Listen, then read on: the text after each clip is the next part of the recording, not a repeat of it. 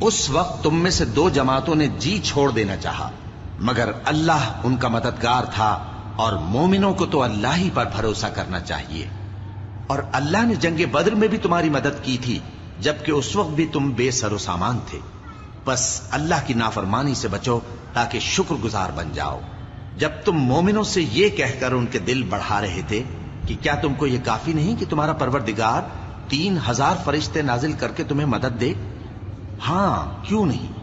اگر تم دل کو مضبوط رکھو اور نافرمانی سے بچتے رہو، اور کافر تم پر جوش کے ساتھ دفتن حملہ کر دیں، تو تمہارا پروردگار 5000 فرشتے جن پر نشان ہوں گے تمہاری مدد کو بھیجے گا۔